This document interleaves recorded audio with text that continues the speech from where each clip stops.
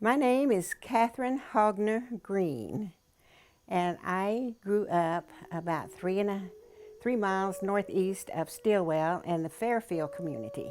Born and raised there, and I am one of 11 children. My mother and father is Adam Hogner and Katie Ketcher Hogner. I'm 83 years old, and I grew up in the hard times during the Depression. And we were poor, but everybody else was poor too. You didn't know any difference. So we had what they had, and they had what we had, so we were just happy. I grew up on my dad's Indian allotment, and we had 80 acres there.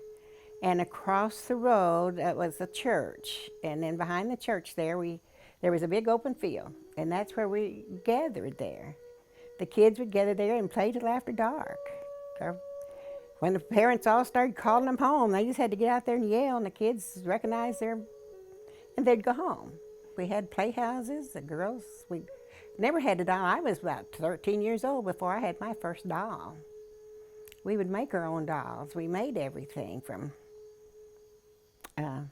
whatever we had. We'd roll up a towel and take a ribbon and tie its head off and put eyes and mouth on there, and that was our doll. I think every neighbor had their own ball field. So we played ball, and then we would just create our own games. We'd get out in the road and play like Red Rover, let so-and-so come over. We had a grove of persimmon trees. We'd climb those persimmon trees and let them bend over and swing. We were up on the hill, and in the wintertime, we had cardboard boxes in the snow. We had our own sled. But most of all, we played football, we played baseball, we played basketball. We were all made ball players. We had our own hogs. We raised hogs. And I remember when they'd butcher hogs, the families, 2 or 3 families would come and all do it at the same time. And the kids, we never lacked having playmates. Because every time somebody come, they had as many kids as my mother did. So we just had a good time. And now kids don't know what it is to get out there and have to make their own games. My dad died when I was 9 years old. Left my mother with 11 children. And my mother worked hard. Her legacy was hard work and caring, and her children were her life and her world. So she made a big garden. I said she would make the biggest garden in Adair County, and we would have to gather, and then she didn't, there's no electricity. Electricity didn't come in until the 40s.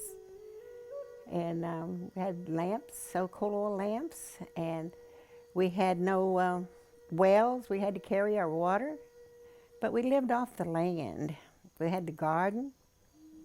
She didn't can just quarts. She canned half gallons and like 120 half gallons of green beans, and she canned over the hundreds of little jars of jelly. She would make over hundreds because she was used to having 11 kids to feed.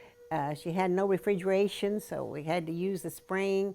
Dad had built her an old milk box, is what we called it, and she would set her crock pots down in there and the water and put a lid over it, and that was her ice box to keep her water, her milk cool. Springtime, we went to the gathered greens, wild onions, and spring mushrooms, and strawberries. Then in the fall, there was the fall mushrooms and the fall greens, that we'd go in and get. Along the creek beds, we'd have to go down and gather them and bring them home. But, I get hungry for some of those sometimes.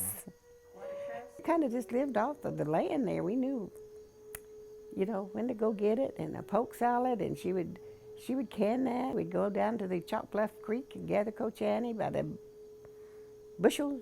My mother was a superstitious woman, and I don't think there's an Indian family, even probably everywhere else, has the little man. He said he'll take care of you. Don't be afraid of him, he'll take care of you. But he will, he's always in the house. He's always there making noises. Oh, don't worry about it. There's nothing there. He's just a little man. Thrush, she would take him down to the creek and do whatever, let them drink some of that water down there, and to cure the thrush in the mouth, And if you had someone was bleeding and couldn't stop the blood, well, she had a verse in the Bible, and that she would go. They would come down and say they had a nosebleed or they were bleeding and they couldn't stop the blood. Well, she would go and use this verse in the Bible, and take their full name, and I know the verse, but she would say that, and she would stop the blood. To take Dr. Whooping Cough, would take the root of that buckeye tree, the bush, take the root of it, and she would boil it. And when it would come to a full boil, she would get a teaspoon and full boil of that and give it to you. The best part of growing up back then, I guess, was just the neighborhood kids all gathering there and playing, and we got along so well, and you always had a playmate, and even to this day, you're still like brothers and sisters, that you go back and you can see them and have just a good time with them today as you could back then.